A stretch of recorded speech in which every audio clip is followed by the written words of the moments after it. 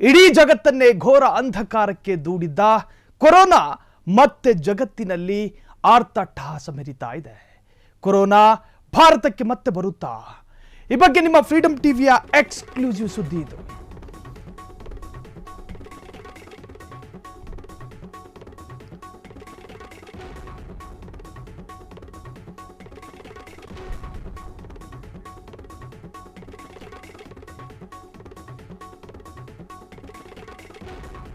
ಕೆಲ ವರ್ಷಗಳ ಹಿಂದೆ ಇಡೀ ಭಾರತವನ್ನ ನಡುಗಿಸಿದ್ದ ಕೊರೋನಾ ಮತ್ತೆ ಈಗ ಭಾರತಕ್ಕೆ ಬರೋ ಸಾಧ್ಯತೆಗಳಿದೆ.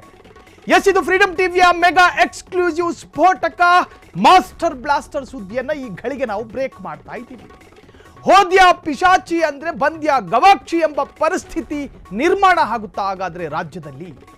5 ವರ್ಷದ ಹಿಂದಿನ ಭಯಾನಕ ಸ್ಥಿತಿ ಮರುಕಳಿಸುತ್ತಾ? ಸ್ಕೂಲ್ಗಳಿಗೆ ಬೀಗ ಹಾಕಲಾಗುತ್ತಾ? ಕಾಲೇಜುಗಳು ಬಂದಾಗುತ್ತಾ? ಶಾಲಾ ಮಕ್ಕಳಲ್ಲಿ ಆತಂಕ ಆವರಿಸಿಕೊಳ್ಳುತ್ತಾ? ಪೋಷಕರ ಎದೆಯಲ್ಲಿ ಢವಢವ ಶುರುವಾಗುತ್ತಾ? ಇಡೀ ಕರ್ನಾಟಕದಲ್ಲಿ ಮತ್ತೆ ಭಯದ ವಾತಾವರಣ ನಿರ್ಮಾಣವಾಗುತ್ತಾ? ಇದು ನಿಮ್ಮ ಫ್ರೀಡಂ ಟಿವಿಯ ಮತ್ತೊಂದು ಸ್ಫೋಟಕ ಮೆಗಾ ಮಾಸ್ಟರ್ ಎಕ್ಸ್ಕ್ಲೂಸಿವ್ ಸುದ್ದಿ. ಚೀನಾದಲ್ಲಿ ಹುಟ್ಟಿ, ಚೀನಾದಲ್ಲಿ ಬೆಳೆದು, ನಿಧಾನವಾಗಿ ಚೀನಾದ ಗಡಿ ಭಾಗಗಳ ಮುಖಾಂತರವಾಗಿ ಬೇರೆ ಬೇರೆ ದೇಶಗಳನ್ನು ಸೇರಿದ್ದಂತಹ ಕೋವಿಡ್-19 ಅರ್ಥಾತ್ ಕೊರೋನಾ ಮತ್ತೆ ಭಾರತಕ್ಕೆ ಒಕ್ಕರಿಸುವಂತಹ ಸಾಧ್ಯತೆಗಳಿದೆಯಾ? ಎಲ್ಲ ಸರಿ ಆಯಿತು ಅನ್ನೋ ಅಷ್ಟರಲ್ಲಿ ಮತ್ತೊಂದು ಟೆನ್ಷನ್ ಎದುರಾಗಿದೆ. ಎಲ್ಲ ಸರಿ ಹೋಯಿತು ಅನ್ನುವಷ್ಟರಲ್ಲಿ ಶಾಕಿಂಗ್ ನ್ಯೂಸ್. ಇದು ಪ್ರಪಂಚವನ್ನೇ ಗಡಗಡ ನಡುಗಿಸುವಂತಹ ಸುದ್ದಿ. ನಿಮ್ಮ ಫ್ರೀಡಂ ಟಿವಿಯಲ್ಲಿ ಮೆಗಾ ಎಕ್ಸ್ಕ್ಲೂಸಿವ್ ಸ್ಟೋರಿಯನ್ನು ನಾವು ಈ ಗಳಿಗೆ ಬ್ರೇಕ್ ಮಾಡ್ತಾ ಇದ್ದೀವಿ. ಹಾಗಾದ್ರೆ ಈ ಬಾರಿ ಕೊರೋನಾ ಮರಣ ಮೃದಂಗ ಬಾರಿಸೋದು ಫಿಕ್ಸ್. ಹಾಗಾದ್ರೆ ಈ ಬಾರಿ ಭಾರತವನ್ನ ಬೆದರಿಸುತ್ತಾ ಕೊರೋನಾ? ಈಗಾಗಲೇ ಜಗತ್ತಿಗೆ ಫೈನಾನ್ಷಿಯಲ್ ಕ್ರೈಸಿಸ್ ಎದುರಾಗಿದೆ. ಆರ್ಥಿಕ ಹೊಡೆತದ ನಡುವೆ ಈಗ ಇದು ಒಂತರಹದ ಭೀತಿ. ಕೊರೋನಾ ಆರ್ಭಟಿಸಿದ ಜಗತ್ತೇ ಸರ್ವನಾಶ ಆಗುತ್ತೆ. 2025 ಬಗ್ಗೆ ಬಾಬಾ ವಂಗ ನುಡಿದಂತಹ ಭವಿಷ್ಯ ಹಾಗಾದ್ರೆ ನಿಜವಾಗುತ್ತಾ? ಹಾಗಾದ್ರೆ ಬಾಬಾ ವಂಗ ಏನು ಹೇಳಿದ್ರು? ಆ ಭವಿಷ್ಯದಲ್ಲಿ ಅಡಗಿದ್ದ ಕೆಲ ಅಂಶಗಳು ಈಗ ಪ್ರಾಯೋಗಿಕವಾಗಿ ನಮ್ಮ ಕಣ್ಣ ಮುಂದೆ ಕಾಣ್ತಾ ಇದೆ. ಹಾಗಾದ್ರೆ ಅದೇನು? ಕೊರೋನಾ ಭಾರತದಲ್ಲಿ ಆರ್ತಟ್ಟಹಾಸ ಮರಣ ಮೃದಂಗವನ್ನ ಬಾರಿಸುತ್ತಾ ಕಂಡು ಕಡೆ ಶವಗಳನ್ನು ನೋಡ್ತಾ ಇದ್ವಿ. ಯುವಕರೆನ್ನದೆ, ಯುವತಿಯರೆನ್ನದೆ, ವೃದ್ಧರೆನ್ನದೆ, ವೃದ್ಧೆಯರೆನ್ನದೆ, ಮಕ್ಕಳೆನ್ನದೆ, ಶಿಶುಗಳೆನ್ನದೆ ಕೊರೋನಾ ಆವರಿಸಿ ದಾರಿಯಲ್ಲಿ, ಓಣಿ ಕೇರಿಗಳಲ್ಲಿ, ರಾಜ್ಯ ಬೀದಿಗಳಲ್ಲೂ ಕೂಡ ಹೆಣಗಳನ್ನು ನೋಡ್ತಾ ಇದ್ವಿ. ದಿನ ಸಾಯೋರಿಗೆ ಅಳೋರು ಯಾರು ಎಂಬಂತೆ ಅಲ್ಲಲ್ಲಿ ಶವಗಳಿತ್ತು. ಬೆಡ್ ಸಿಗದೆ, ಆಕ್ಸಿಜನ್ ಸಿಗದೆ ಜನ ಸಾಯ್ತಾ ಇದ್ರು. ಸಾವು ಅನ್ನೋದು ಸಾಮಾನ್ಯ ಆಗಿದ್ದಂತಹ ಕಾಲ ಅದು. ಬಿಜೆಪಿ ರಾಜ್ಯದಲ್ಲಿ ಆಡಳಿತದಲ್ಲಿತ್ತು. ಕೊರೋನಾದಿಂದ ಹೆಂಗೆ ಪಾರಾಗಬೇಕು ಅನ್ನುವಂಥದ್ರ ಬಗ್ಗೆ ಸುದೀರ್ಘವಾದಂತಹ ಚರ್ಚೆಗಳಾಯಿತು. ಸ್ವಂತ ಮಗ ತಾಯಿಯ ಪಾರ್ಥಿವ ಶರೀರವನ್ನ ಮುಟ್ಟೋದಕ್ಕೆ ಸಾಧ್ಯ ಆಗದಂತಹ ಸಂದರ್ಭ ಅದು. ಮುಟ್ತಾ ಇರಲಿಲ್ಲ. ಎಲ್ಲಿ ಕೊರೋನಾ ನಮಗೆ ಬಂದು ನಾವೆಲ್ಲ ಸಾಯ್ತೀವೋ ಎನ್ನುವಂತಹ ಭಯ ಮಕ್ಕಳಲ್ಲಿ ಕಾಡ್ತಾ ಇತ್ತು. ಸ್ವಂತ ಗಂಡನನ್ನ ಹೆಂಡತಿ ಮುಟ್ತಾ ಇರಲಿಲ್ಲ. ಒಂಥರ ಆಧುನಿಕ ಅಸ್ಪೃಶ್ಯತೆಗೆ ಒಳಗಾಗಿದ್ದಂತಹ ಕಾಲ ಅದು. ಗರ್ಭದಲ್ಲೇ ಶಿಶು ಸಾಯ್ತಾ ಇತ್ತು. ಜನಿಸಿದ ಮಗು ಕೊರೋನಾದಿಂದ ಸತ್ರು ಎನ್ನುವಂತಹ ವರದಿಗಳಾಗ್ತಾ ಇತ್ತು. ಹಾಗಾದ್ರೆ ಈ ಕೊರೋನಾ ಮತ್ತೆ ಹೆಂಗೆ ವ್ಯಾಪಿಸಿಕೊಳ್ಳುತ್ತೆ? ಚೀನಾದಿಂದಲೇ ಯಾಕಿದು ಶುರುವಾಯಿತು ಈ ಕೊರೋನಾದ ಭೀತಿ? ಇದರ ಇಂಚಿಂಚು ಬ್ರೇಕಿಂಗ್ ಅಪ್ಡೇಟ್ಸ್ ನಿಮ್ಮ ಫ್ರೀಡಂ ಟಿವಿಯ ಸ್ಕ್ರೀನ್ ಮೇಲೆ ನೀವು ಗಮನಿಸ್ತಾ ಇದ್ದೀರಿ. ಡ್ರ್ಯಾಗನ್ ದೇಶದಲ್ಲಿ ಹೊಸ ವೈರಸ್ ರಣಾರ್ಭಟ. HMPV ವೈರಸ್ಗೆ ವಿಲವಿಲನೆ ಒದ್ದಾಡ್ತಿದೆ ಚೀನಾ. ಚೀನಾದ ಹಾಸ್ಪಿಟಲ್ಗಳಲ್ಲಿ ಬೆಡ್ ಸಿಗ್ತಾ ಇಲ್ಲ. ಚೀನಾದ ಶವಾಗಾರದಲ್ಲಿ ಎತ್ತ ನೋಡಿದ್ರೂ ಕೂಡ ರಾಶಿ ಶವದ ಕೊಂಪೆಗಳನ್ನು ನೀವು ನೋಡ್ತಾ ಇದ್ದೀರಿ. ಜನರ ಚೀರಾಟ, ಸಂಬಂಧಿಕರ ಆರ್ತನಾದ ಮನುಷ್ಯನ ಕರ್ಣ ಬುಡಗಳಿಗೆ ಬಡಿತಾ ಇದೆ. ಮತ್ತೆ ಮಾಸ್ಕ್ ಧಾರಣೆ, ಸ್ಯಾನಿಟೈಸರ್ ಬಳಕೆ ಕೂಡ ಆಗ್ತಾ ಇದೆ. ಚೀನಾದ ದೇಶದ ಯಾವ ಹಾಸ್ಪಿಟಲ್ನಲ್ಲೂ ಕೂಡ ನಿಮಗೆ ಖಾಲಿ ಬೆಡ್ ಸಿಗ್ತಾ ಇಲ್ಲ. ಅಡ್ಮಿಟ್ ಆಗಿದ್ದಾರೆ. ಈ ದರಿದ್ರ ಕೊರೋನಾ ಮತ್ತೆ ಒಕ್ಕರಿಸಿಕೊಂಡಿದೆ ಚೀನಾದಲ್ಲಿ. ಬೇರೆ ರೂಪದಲ್ಲಿ, ಬೇರೆ ಆಕೃತಿಯಲ್ಲಿ, ಬೇರೆಯೇ ಗಾತ್ರದಲ್ಲಿ, ಬೇರೆಯೇ ತೂಕದಲ್ಲಿ ಈಗ ಡ್ರ್ಯಾಗನ್ ದೇಶವನ್ನು ಆಳ್ತಾ ಇದೆ ಈ ಸೋಂಕು. ಡ್ರ್ಯಾಗನ್ ದೇಶದ ಕೆಲ ಏರಿಯಾಗಳಲ್ಲೂ ಕೂಡ ಸೀಲ್ ಡೌನ್ ಮಾಡಲಾಗಿದೆ. ನಿಮಗೆ ಗೊತ್ತಿರಲಿ, ಆಸ್ಪತ್ರೆಗಳು ಹೌಸ್ಫುಲ್ ಆಗಿದೆ, ಸ್ಮಶಾನಗಳಲ್ಲಿ ಜಾಗ ಇಲ್ಲ ಹೆಣ ಹೂಳೋದಕ್ಕೆ, ಹೆಣ ಸುಡೋದಕ್ಕೆ. ಶವಾಗಾರದಲ್ಲಿ ಎತ್ತ ನೋಡಿದ್ರು ಕೂಡ ರಾಶಿ ರಾಶಿ ಶವಗಳ ಕೊಂಪೆ, ಜನರ ಚೀರಾಟ, ಸಂಬಂಧಿಕರ ಆರ್ತನಾದ ನೋಡೋದಕ್ಕೆ ಸಾಧ್ಯ ಆಗ್ತಾ ಇಲ್ಲ. ಚೀನಾ ದೇಶದ ಇಂಟರ್ನಲ್ ಸ್ಥಿತಿಯನ್ನ ನೋಡ್ತಾ ಇರುವಂತಹ ಮತ್ತು ಗಮನಿಸ್ತಾ ಇರುವಂತಹ ಬೇರೆ ದೇಶದ ಪ್ರಜೆಗಳು ಮತ್ತು ಬೇರೆ ದೇಶದ ಆಡಳಿತ ವರ್ಗ ಗಡಗಡ ನಡುಗ್ತಾ ಇದೆ. ಯಾವಾಗ ನಮ್ಮ ದೇಶಕ್ಕೆ ಒಕ್ಕರಿಸುತ್ತೋ, ಯಾವಾಗ ನಮ್ಮ ದೇಶದ ರಸ್ತೆಗಳಲ್ಲಿ ಪೊಲೀಸ್ ಬ್ಯಾರಿಕೇಡ್ಗಳನ್ನು ಹಾಕಲಾಗುತ್ತೋ, ಯಾವಾಗ ನಮ್ಮ ದೇಶದ ಶಾಲಾ ಕಾಲೇಜುಗಳನ್ನು ಬಂದ್ ಮಾಡುವಂತಹ ಪರಿಸ್ಥಿತಿ ಬರುತ್ತೋ, ಯಾವಾಗ ನಮ್ಮ ದೇಶದ ಆಸ್ಪತ್ರೆಗಳಲ್ಲಿ ಬೆಡ್ ಸಿಗದೆ, ಆಕ್ಸಿಜನ್ ಸಿಗದೆ ರೋಗಿಗಳು ವಿಲವಿಲ ಒದ್ದಾಡುವಂತಹ ಪರಿಸ್ಥಿತಿ ನಿರ್ಮಾಣವಾಗುತ್ತೋ ಅಂತ ಹೇಳಿ ಭಯ ಪಡ್ತಾ ಇದ್ದಾರೆ.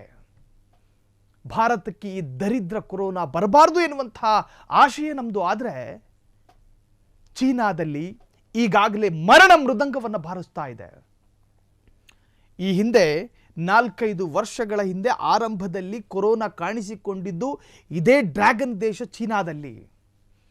ಏನೇನಾಯಿತು ಪರಿಸ್ಥಿತಿಗಳು?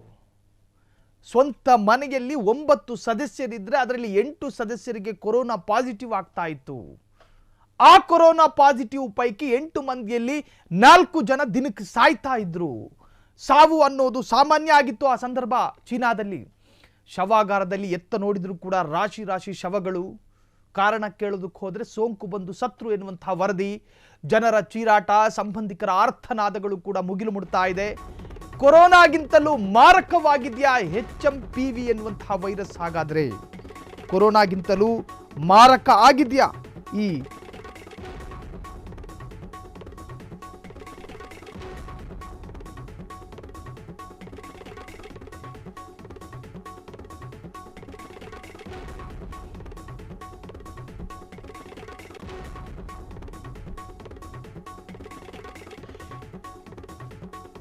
ಈಗ ಬಂದಿರುವಂತಹ ಮತ್ತು ಈಗ ವರದಿಯಾಗ್ತಾ ಇರುವಂತಹ ಈ ಸೋಂಕು ಒಬ್ಬರಿಂದ ಒಬ್ಬರಿಗೆ ಹರಡುತ್ತಾ ಅಥವಾ ಕೊರೋನಾದಂತೆ ಹರಡಿದ ನಂತರ ಸಾವು ಮಾತ್ರ ಕಾರಣವಾಗುತ್ತಾ ಅಥವಾ ಸಾವು ಮಾತ್ರ ಆತನ ಆಯ್ಕೆಯಾಗುತ್ತಾ ಎನ್ನುವಂತಹದ್ದು ಇದರ ಸಿಂಪ್ಟಮ್ಸ್. ಶೀತ, ನೆಗಡಿ, ಕೆಮ್ಮು ಮತ್ತು ಜ್ವರ, ಸ್ನಾಯು ಸೆಳೆತಗಳು ಆರಂಭದಲ್ಲಿ ಕಾಣಿಸಿಕೊಳ್ಳುತ್ತೆ. ಕೊರೋನಾ ರೋಗ ಲಕ್ಷಣಗಳನ್ನೇ ಹೊಂದಿರುವಂತಹ HMPV. ಈ HMPV ಅಂದ್ರೆ ಹ್ಯೂಮನ್ ಮೆಟಾನ್ಯೂಮೋ ವೈರಸ್ ಎನ್ನುವಂತಹದ್ದು ಈಗ ವರದಿ ಆಗ್ತಾ ಇರುವಂತಹದ್ದು. ಕೊರೋನಾ ರೀತಿ ಒಬ್ಬರಿಂದ ಒಬ್ಬರಿಗೆ ಸೋಂಕು ಹರಡುವ ಸಾಧ್ಯತೆಗಳಿದೆ.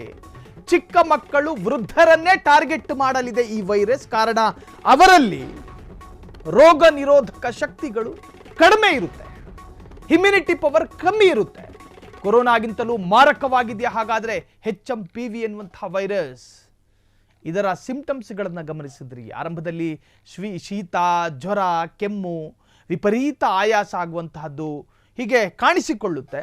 ಇಲ್ಲೇನಾದರೂ ನೆಗ್ಲಿಜೆನ್ಸ್ ಮಾಡಿದ್ರೆ ಈ ಒಂದು ವೈರಾಣು ದೇಹದ ಒಳಗೆ ಅದರ ಪ್ರಾಬಲ್ಯಗಳನ್ನು ಹೆಚ್ಚಿಸಿಕೊಳ್ಳುತ್ತೆ. ಆರಂಭದಲ್ಲಿ ಅವನ ಆಕ್ಟಿವಿಟೀಸ್ಗಳಲ್ಲಿ ಬದಲಾವಣೆ, ಆಕ್ಟಿವಿಟೀಸ್ ಅಂತ ಹೇಳಿದ್ರೆ ಆತನ ಆರೋಗ್ಯದ ಆಕ್ಟಿವಿಟೀಸ್ಗಳಲ್ಲಿ ಆತನಿಗೆ ಶೀತ ಕಾಣಿಸಿಕೊಳ್ಳುತ್ತೆ. ಆ ಶೀತ ಬಹಳಷ್ಟು ತೀವ್ರತೆಯನ್ನು ಪಡೆದುಕೊಳ್ಳುತ್ತೆ. ನೆಗಡಿ ಕಾಣಿಸಿಕೊಳ್ಳುತ್ತೆ, ನೆಗಡಿಯೂ ಕೂಡ ತೀವ್ರತೆಯನ್ನು ಪಡೆದುಕೊಳ್ಳುತ್ತೆ.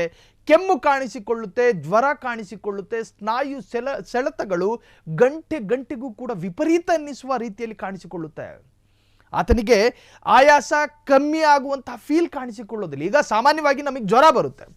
ಜ್ವರ ಬಂದಾಗ ಅದಕ್ಕೆ ತಕ್ಕನಾಗಿರ್ತಕ್ಕಂಥ ಮೆಡಿಸಿನ್ ಅನ್ನು ಪಡ್ಕೊಂಡ್ರೆ 1 ಅಥವಾ 2 ದಿನದಲ್ಲಿ ವಾಸಿಯಾಗುವಂತಹ ಸಾಕಷ್ಟು ಸ್ವಾಭಾವಿಕ ಜ್ವರಗಳನ್ನು ನಾವು ಕಂಡಿದ್ದೀವಿ. ಆದರೆ ಈಗ ಈ ಸೋಂಕು ಒಂದು ವೇಳೆ ಒಂದು ಶರೀರದಲ್ಲಿ ಒಕ್ಕರಿಸಿಕೊಂಡ ಮರುದಿನವೇ ಆತನಲ್ಲಿ ಜ್ವರ, ಈ ನಾವು ಹೇಳಿದಂತಹ ಈ ಸಿಂಪ್ಟಮ್ಸ್ಗಳು ಕಾಣಿಸಿಕೊಳ್ಳುತ್ತೆ.